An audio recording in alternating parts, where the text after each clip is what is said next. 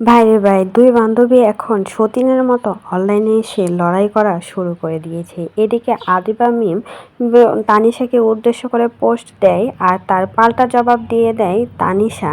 তানিশাও কিন্তু কম যায় না, অন্যের জামাই চুরি করে এখন বড় বড় কথা বলা শুরু করে দিয়েছে অনলাইনে। এদিকে মিম তানিশাকে উদ্দেশ্য করে বলেছে, কেউ একজন অনলাইনে বলতেছে আমি নাকি তার সুখ দেখে সহ্য করতে পারছি না, তার সুখ দেখে নাকি আমি হিংসা করছি, আর গাড়ি বাড়ি দেখে আমার নাকি হিংসায় জ্বলে পড়ে ছারখার হয়ে যাচ্ছে।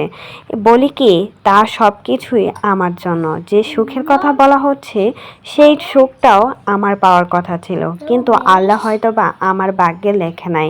আর যে সুখ আমার হয়নি সে কিভাবে গ্যারান্টি দিয়ে বলতেছে সেই সুখ তার হবে?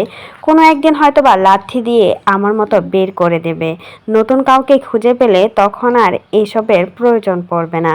আর এদিকে তানিশা পাল্টা জবাব দিয়ে দিয়েছে মিমকে উদ্দেশ্য করে বলেছে, দাসী আমাকে নিয়ে কথা বলে, আমার সুখ দেখে বোলাবালা স্বামীকে বিয়ে করেছিল।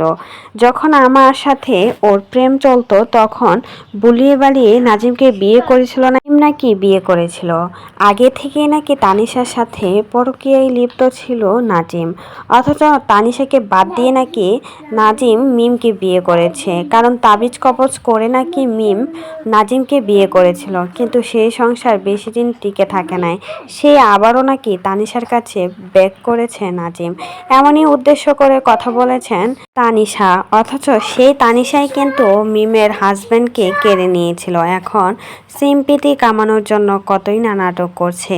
আর যে টাকা পয়সা গাড়ি বাড়ি সব কিছুই নাকি মিমের টাকায়। মিমকে দিয়ে যে যখন ভিডিও করেছিল তখন লাখ লাখ টাকা কামিয়ে নিয়েছিল নাজিম, আর সব কিছুই নাজিমের আন্ডারে ছিল, কোনোটাই কিন্তু মিম নিয়ে আসে নাই। তাই তো আজকে সব গাড়ি বাড়ি সব কিছু হয়েছে নাজিমের। তো এই বিষয়ে যে কোনো মতামত থাকে সেটা কিন্তু অবশ্যই আমাদের কমেন্ট বক্সে জানিয়ে যাবেন।